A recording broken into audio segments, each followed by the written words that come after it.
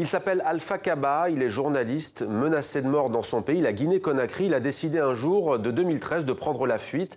Très vite, il se retrouve esclave de milice en Libye. Il témoigne ici ce soir et c'est pour nous le fait du jour.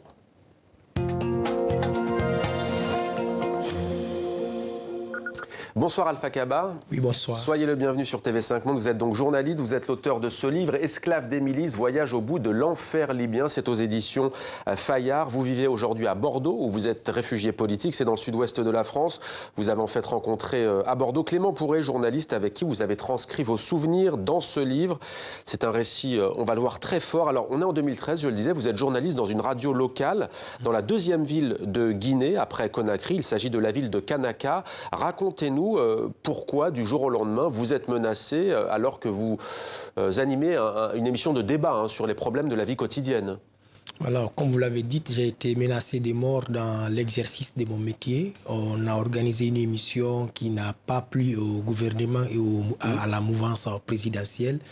Et c'est suite à ces événements du 13 août 2013, c'est ça, si ma mémoire elle est bonne, où on a été victime, je n'étais pas le seul, il y avait également le directeur Moussa Tatakourou Diawara qui vit ici à Paris.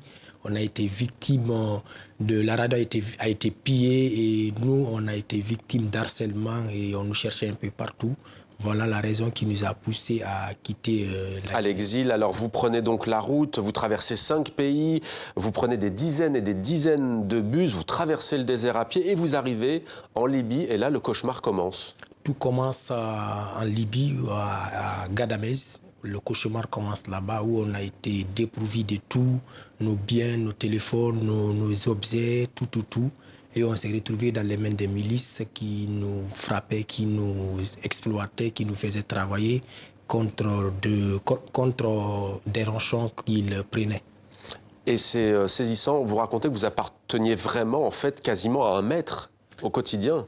J'appartenais à un maître en 21e siècle. On a vu ce qu'on appelle de l'esclavage. Et j'ai travaillé dans des plantations, dans des chantiers, au prix de voir le soleil et la lune. Dans la construction aussi, dans l'agriculture, comme vous le dites, vous passiez de main en main comme une marchandise.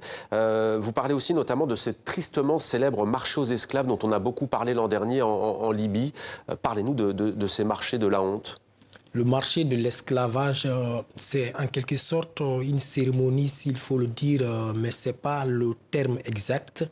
Qu'ils organisent, ils nous font entourer par des voitures, ils nous font sortir un à un pour nous revendre à d'autres patrons ou à d'autres maîtres qui viennent nous payer afin de nous envoyer travailler dans des champs de plantation, des dattes ou dans des chantiers en construction. Et si vous n'obéissiez pas, si vous ne travailliez pas assez vite, selon vos bourreaux, vous étiez donc battu, vous l'avez dit, qui étaient ces bourreaux dans ces milices? Ces bourreaux, ce sont les hommes de main du maître, du patron, qui nous frappent.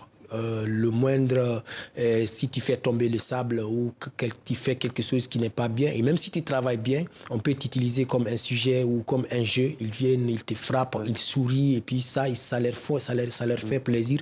Alors on sait qu'il y a eu cette guerre civile en Libye et qui continue d'ailleurs après le renversement de Mouammar Kadhafi. Est-ce qu'ils sont des belligérants ou pas du tout? Est-ce que c'est mafieux? Bon, le réseau, je ne sais pas trop c'est quoi la réponse, mais c'est un réseau bien organisé et qui fonctionne bien en Libye. Alors c'est dur de prononcer le mot, mais octobre 2016, vous êtes affranchi. Racontez-nous ce jour où vous retrouvez la liberté. Ce jour, c'était une liberté empoisonnée où ils nous envoient en bordure de mer. On nous dit, voilà l'étoile, si vous arrivez là, vous êtes en Italie. Et si vous survécutez, tant mieux. Si vous mourrez, si vous périssez, tant pis. Donc, c'est un autre combat. Quand on te dit, ta liberté, c'est sur la mer Méditerranée et dans un zodiaque. Et on a traversé où il y a eu 7 morts, dont une femme enceinte et une autre femme, plus 4 jeunes. Merci beaucoup Alpha Kaba d'avoir accepté de témoigner sur notre plateau. Esclavage des milices, voyage au bout de l'enfer libyen, édition Fayard. Merci à vous.